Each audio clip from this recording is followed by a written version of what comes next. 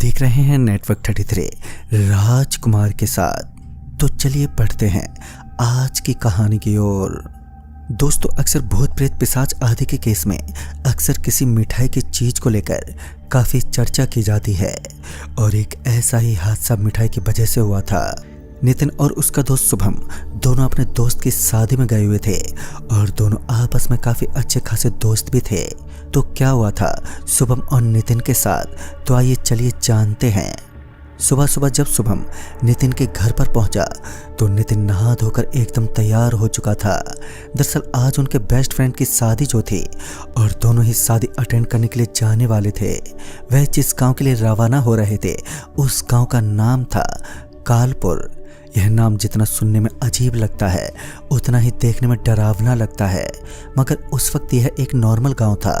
शुभम और नितिन अपने प्लान के अनुसार आज पूरा दिन वह अपने दोस्त के साथ रुकने के बाद कल सुबह वापस घर लौटने वाले थे।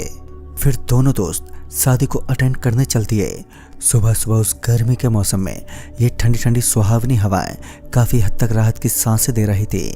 जब शुभम और नितिन उस गांव में पहुंचे तो वह गांव एकदम नॉर्मल लग रहा था। चारों तरफ लोगों की भगदड़ भी साफ साफ दिखाई दे रही थी। फिर वह दोनों दोस्त अपने उस दोस्त के पास पहुंच गए जिसकी शादी तय हुई थी। हालांकि 3 दिन बाद उसकी बारात जाने वाली थी। उससे पहले आज का प्रोग्राम रखा गया था।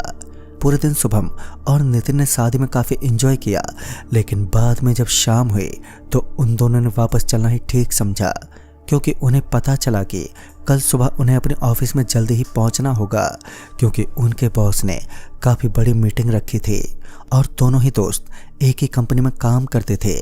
फिर उन दोनों ने रात के लगभग 8 बजे निकलना ही बेहतर समझा, इससे पहले कि वह अपनी गाड़ी में बैठकर वहां से निकल जाते कि उनका दोस्त उनके पास पहुंचा और बोला, भाई देखो, भले ही तुम दोनों इन चीज़ों पर विश्वास करो या ना करो, लेकिन मैं तुम्हें बताना चाहूँगा कि हमारे गांव से निकलने के बाद NH-31 का पूरा हाईवे एकदम हॉन्टेड है।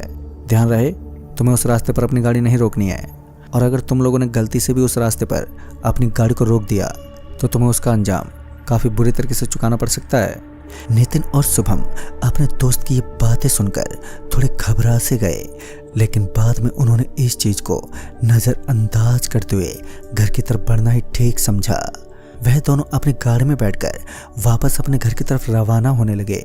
उनके साथ में कुछ मिठाइयाँ भी रखी हुई थी। खैर, वो दोनों घर की तरफ चल दिए जहाँ दिन में चारों तरफ लोगों का आवागमन था, तो इस वक्त चारों तरफ जोरदार चुप्पी छाई हुई थी। गांव का कोई भी शख्स रात के उस समय नजर नहीं आ रहा था।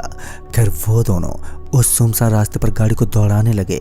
शुभम और नितिन का गांव उस गांव से लगभग 45 किलोमीटर की दूर पर मौजूद था। खैर, वो दोनों अपनी कार को लेकर घर की तरफ रवाना होने लगे। रात काफ़ी वीरान थी। कोई भी इंसान तो छोड़ो, कोई कुत्ता तक उस रास्ते पर नहीं था। फिर थोड़ी ही देर के बाद जब वो एक पुल को पार कर रहे थे कि तभी उनकी गाड़ी के सामने लाल लाल रंग का धुआं सा दिखाई देने लगा, जो ये बता रहा था कि आज तूफान के आने का संकेत है। थोड़ी ही दूर आगे जाने के बाद अचानक ही पूरा मौसम एकदम से बदल गया। काले घने आकार के बादल मंडराने लगे। बिजलियां भी अपने जोरों से कड़क रही थी। तभी कार के सामने 7 फीट लंबा भारी पत्थर आकर गिरा। उस पत्थर की मोटाई काफी ज्यादा थी, तो ऐसे में उस पत्थर के ऊपर से गाड़ी कैसे निकलती। नितिन तुरंत ही अपनी कार से नीचे उतरा और उस भारी भरकम पत्थर को वहां से उठाने की कोशिश करने लगा, लेकिन वो पत्थर इतना ज्यादा भारी था कि नितिन अपनी पूरी ताकत झोंकने के बावजूद भी उस पत्थर को टस से मस नहीं कर पाया। वो पत्थर वहीं पर पड़ा रहा। फिर शुभम भी गाड़ी से नीचे उतरा और उन दोनों ने किसी तरह उस पत्थर को सड़क से हटाकर नीचे फेंक दिया और वो दोनों वापस से आकर अपनी गाड़ी के अंदर दाखिल हुए।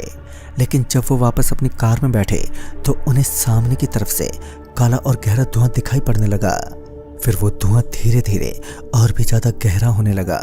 फिर उस गहरे धुएं के बाहर से कुछ भेड़ियों का आवागमन हुआ जो काफी खुंखार लग रहे थे, और वो सारे के सारे भेड़िए आसमान की ऊंचाइयों से उतर रहे थे। नितिन अभी तक समझ नहीं पाया कि ये जंगली खुंखार जानवर इस गांव के इलाके में क्या कर रहे हैं, और तभी वो सभी खुंखार जानवर धीमे धीमे नितिन और शुभम की तरफ बढ़ने लगे। उनका शरीर काफ़ी ज़्यादा बड़ा और भयानक लग रहा था। साथ ही उनके चेहरे पर काफ़ी खून भी लगा हुआ था, जो कि इस बात को साबित कर रहा था कि आने वाले कुछ समय बाद ही वह शुभम को अपना खाना बनाने वाले हैं। मगर शुभम और नितिन को उनसे कुछ ज़्यादा खौफ नहीं हुआ। वह चुपचाप अभी भी अपनी गाड़ी के अंदर ही बैठे हुए थे। वह इस बात से बिल्कुल अनजान थे कि कुछ समय बाद ही यह कोई जानवर नहीं बल्कि उनकी मौत का कारण बनकर भी उभर सकते हैं। वो सभी धीमे धीमे उनकी गाड़ी की तरफ बढ़ते रहे। तभी नितिन को तेज निगाहें उन सभी के पैरों पर पड़ी तो उसकी आंखें फटी की फटी रह गईं, क्योंकि इस बार उसने देखा कि यह पैर तो बिल्कुल किसी इंसान के जैसे लग रहे थे, जो सच में हिला देने वाली बात थी। उसके बाद जब यह बात नितिन ने शुभम को बताई तो वह भी बुरी तरह से कांप उठा। और तभी आसमान में कड़कती हुई बिजली ने कुछ देर के लिए नितिन और शुभम की आंखों को बंद कर दिया। फिर जब उनकी आंखें खुली तो उन्होंने पाया कि वो इस समय किसी सड़क के किनारे नहीं बल्कि डर के समुद्र के पास यानी कि कब्रिस्तान के अंदर खड़े हैं। दरअसल जब उन्होंने उस तेज रोशनी के बाद अपनी आंखें खोली तो उन्होंने चारों तरफ कब्रें बनी हुई देखी और उन कब्र के ऊपर वही भेड़िए बैठे हुए थे। नितिन और शुभम ये समझ ही नहीं पाए कि आखिर वह इस जगह पर कैसे पहुंचे। वह अभी इसी विचार के अंदर डूबे हुए थे कि उनकी गाड़ी को पीछे से जोर से धक्का लगा और धक्का लगने की वजह से जब शुभम अपनी कार के पीछे की तरफ देखने लगा तो उसकी सांसें चढ़ गईं, क्योंकि अब उसने पाया कि गाड़ी के पीछे एक बड़ा सा दानव है जिसकी लंबाई लगभग 8 फीट थी और उसका बुरा रूप हर किसी का दिल दहला देने में कायम था। और तभी नितिन को अपने पैर के ऊपर कुछ गीला गीला महसूस होने लगा। फिर जब नितिन का ध्यान अपने कदमों की ओर गया तो वो एकदम से चिल्ला उठा, क्योंकि उसने देखा कि उसके दोनों पैरों के बीच एक कुत्ते का कटा हुआ सर पड़ा है और उसके अंदर से खून की धारा बह रही थी। देखने में यह सर किसी कुत्ते की तरह लग रहा था, लेकिन बाद में उन्हें यह कटी हुई खोपड़ी किसी भेड़िए की लगने लगी।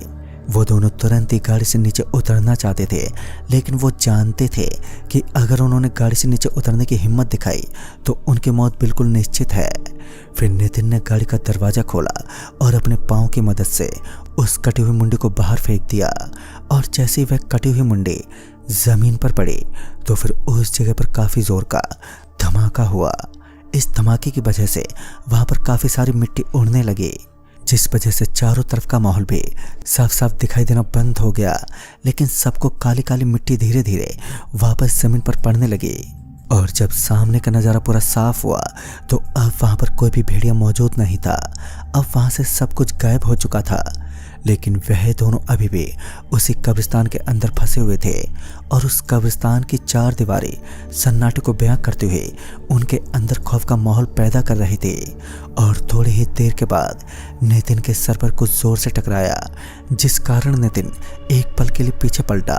और जब वो पीछे मुड़ा तो उसने देखा कि पीछे की तरफ एक गहरा काला काला आदमी बैठा हुआ था, जिसका शरीर देखने में ही काफ़ी खौफनाक लग रहा था। उसकी आंखें लगातार नितिन को घूर रही थी। आज नितिन को समझ ही नहीं आ रहा था कि आज की यह मनहूस रात पता नहीं कौन कौन से खौफनाक मंजर दिखाने वाली है। तभी नितिन ने शुभम को पीछे पलटकर देखने को कहा, लेकिन जब शुभम पीछे की तरफ पलटा तो उसने पाया कि वहाँ पर तो ऐसा कोई भी मौजूद ही नहीं था जिसके बारे में नितिन बात कर रहा था। और फिर कुछ देर के बाद ही शुभम गाड़ी को स्टार्ट करने की कोशिश करने लगा ताकि वह जल्दी से उस कब्रिस्तान की सीमा से बाहर निकलकर अपनी जान बचा सके। लेकिन उसकी तमाम कोशिशों के बावजूद गाड़ी स्टार्ट होने का नाम ही नहीं ले रही थी, मानो गाड़ी का इंजन पूरे तरीके से बंद पड़ चुका था। अब उन दोनों के पास यहाँ से बचकर निकलने का बस एक ही रास्ता बचा था, और वो था उन्हें गाड़ी से नीचे उतरकर इस जगह से भागना। लेकिन यह इतना आसान भी नहीं था, क्योंकि बाहर की ओर उन्हें वह मनहूस दुश्मन जो भेड़िए के रूप में उनका वेट कर रहे थे। और उसके बाद उन दोनों ने कार का दरवाज़ा खोला और बाहर निकल गए। और जब वो बाहर निकले तो उनकी आंखें फटी की फटी रह गईं, क्योंकि इस बार उन्होंने पाया कि इस वक्त वह जिस जगह पर खड़े हैं वह जगह वही हाईवे था, जिस हाईवे पर उस पत्थर को हटाने के बाद उनके साथ कुछ अजीब से हादसे हुए थे। और साथ ही अब चारों तरफ का माहौल भी एकदम नॉर्मल था। और फिर जब वो वापस गाड़ी के अंदर दाखिल हुए तो उन्होंने पाया कि अब वह वापस कब्रिस्तान के अंदर पहुंच गए हैं। अब वो समझ चुके थे कि ये कोई सामान्य शक्ति नहीं बल्कि एक छलावा है, और अब वो उस छलावे के बस में आकर पूरे तरीके से फंस चुके थे। बाद में उन्होंने गाड़ी से नीचे उतरकर भागना ही ठीक समझा और उन्होंने बिल्कुल वैसा ही किया। फिर भागते हुए उस हाईवे से दूर पहुंच गए, लेकिन वह तब तक नहीं रुके जब तक उस हाईवे से लगभग 200 मीटर की दूरी तक नहीं पहुंच गए थे। उसके बाद उन्हें वहां से थोड़ी दूरी पर एक ढाबा दिखा और फिर नितिन और शुभम उस ढाबे के पास पहुंच गए और उस ढाबे वाले को पूरी बात बताई। तब जाकर ढाबे वाले ने बताया कि दरअसल नितिन और शुभम ने जो मिठाई के डिब्बे अपनी गाड़ी के अंदर रखे थे, उन्हीं की वजह से वह प्रेत आत्माएं उनका पीछा करने लगी हैं, जिन्हें छलावा भी कहते हैं। खैर दोस्तों, पूरा मामला शांत होने के बाद जब सुबह के समय दोनों वापस अपनी गाड़ी के पास पहुंचे तो वह मिठाई के डिब्बे इधर से उधर बिखरे पड़े थे। खैर उस दिन के बाद वह कभी भी उस हाईवे के ऊपर से सफ़र करना बिल्कुल पसंद नहीं करते हैं। तो दोस्तों, इस कहानी में बस इतना ही। कहानी आपको पसंद आई हो तो लाइक शेयर ज़रूर करें और साथ ही हमें कमेंट बॉक्स में ज़रूर बताएं। तो मैं आपका दोस्त राजकुमार जल्दी ही मिलूँगा ऐसी ही एक और नई कहानी के साथ। तब तक के लिए बाय एंड टेक केयर।